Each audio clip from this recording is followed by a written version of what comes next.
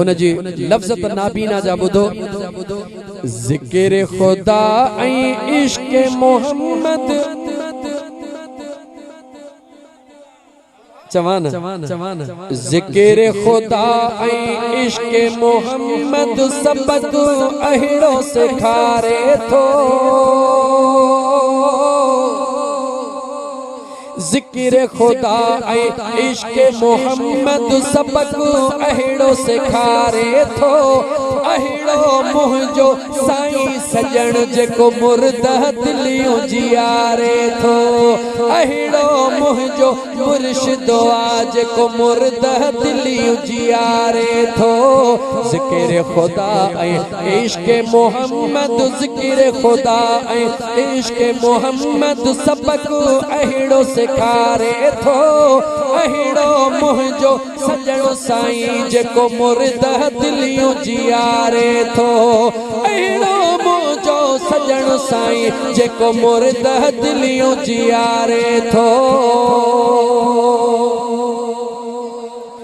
ज़िक्र साईं जो अल्लाह अल्लाह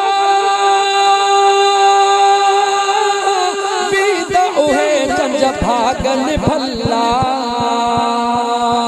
ज़िक्र सुणे जो अल्लाह अल्लाह बीदा उहे जंज भागन भला बीदा उहे जंज भागन भला हिक नज़र सां कई किरोड़े हिकड़ी नज़र सां कई किरोड़े मुक़दर सुहिणो संवारे थो अहिड़ो मुंहिंजो मुर्शिद आ जेको मुर्दा दिलियूं जियारे थो अहिड़ो मुंहिंजो साईं सजण जेको मुर्दा दिलियूं जियारे थो ज़िक्र खुदा ऐं इश्क मोहम्मद ज़िक्र खुदा ऐं इश्क मोहम्मद सबक अहिड़ो सेखारे थो अहिड़ो मुंहिंजो मुर्शिद आ जेको मुर्दा दिलियूं जियारे थो जंहिंखे चाहे तंहिंखे घुराए फैज़ मोहम्मद वेठो विराए जंहिंखे चाहे तंहिंखे घुराए फैज़ मोहम्मद वेठो विराए कबर हशर में राज़ी आ गए रहबर जैसा राज़ी आ गए तंहिंजी मुश्किल टारे थो अहिड़ो मुंहिंजो साईं सजण जेको मुर्दा दिलियूं जियारे थो अहिड़ो मुंहिंजो मुर्शिद आ जेको मुर्दा दिलियूं जियारे थो मोहम्मद अनवर कीअं थो समझी नालो याद आ न अहिड़ो चओ मुंहिंजो मुर्शिद आ जेको अनवर जे दिल खे जियारे थो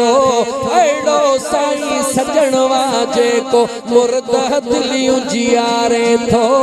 ज़िक्र खुदा ऐं इश्क मोहम्मद ज़िक्र खुदा ऐं इश्क मोहम्मद सबक अहिड़ो सेखारे थो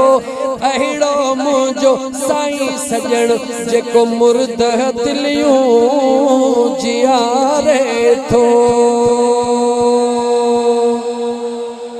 23-24 नवंबर याद कजो कंडियारो ॾाढो वेझड़ो आहे अॼु खोड़ तारीख़ूं गुज़री वयूं आहिनि इंशाअल्लाह ताला इहो चयो थम उते अखियुनि सां हली ॾिसजो त सजण साईं कीअं थो दिलनि खे ज़िंदा करे अल्लाह जे पाक ज़िक्र सां मुंहिंजो ख़ुदा मुंहिंजो चवण तव्हांजो ॿुधण क़बूल फरमाए मोहम्मद ईसा सोलंकीअ जो उन जे बचड़नि जो मोहम्मद अनवर उन जे सभिनी भाइरनि दोस्तनि जो हे आका करीम जो कयल मीलाद अल्लाह क़बूल फरमाए ऐं सबर नंगर खाइण खां सवा कोई न वञे उथी बीहो त आका ते दुरूद सलाम पढ़ंदा